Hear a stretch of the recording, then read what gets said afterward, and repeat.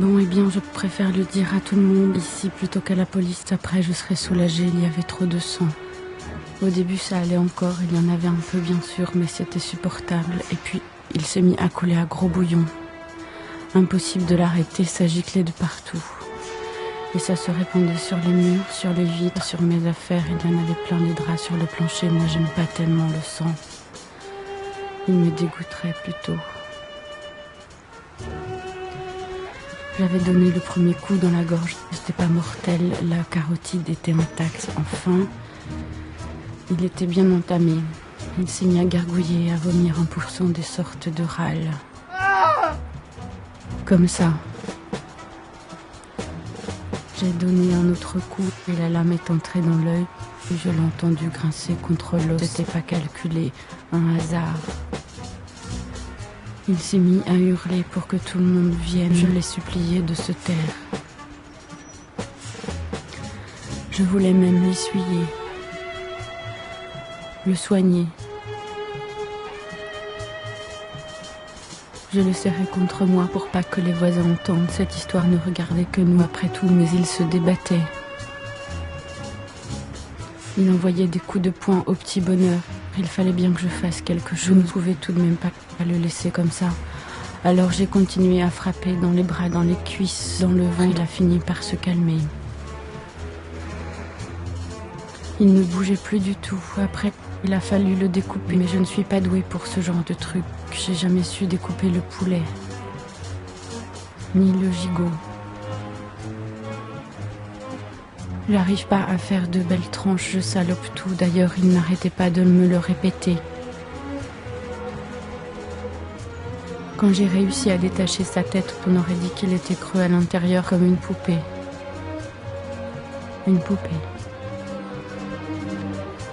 Pleine de sang, j'ai épongé pour que ça ne coule pas chez les voisins. Cette histoire ne regardait que nous. Après tout, j'évite des cycles dans la vie.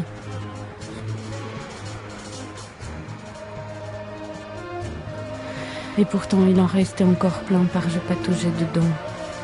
Ça collait partout.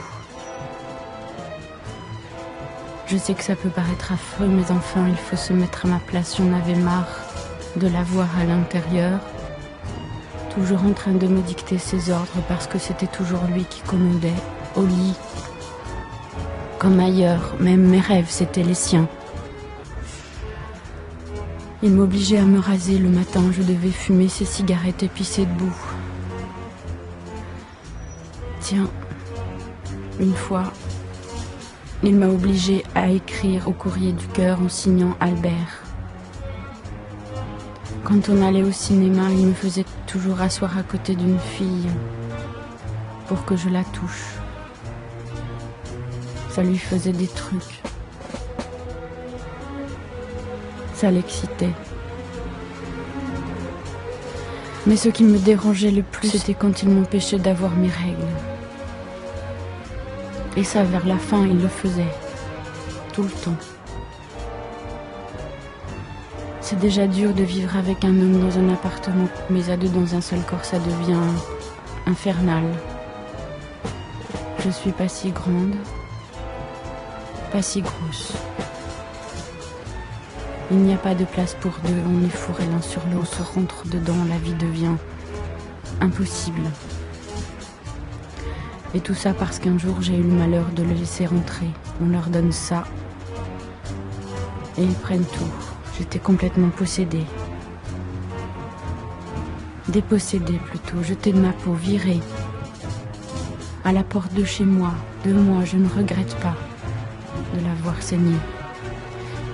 C'est de la légitime défense, mais ce sang, tout ce sang, j'aurais mérité que ça se passe autrement, plus cool. On n'est pas des sauvages, quand même.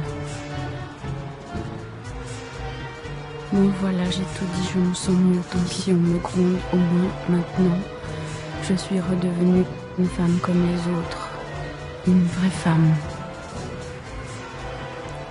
Je vais pouvoir mener une vie normale. Rencontrer un homme.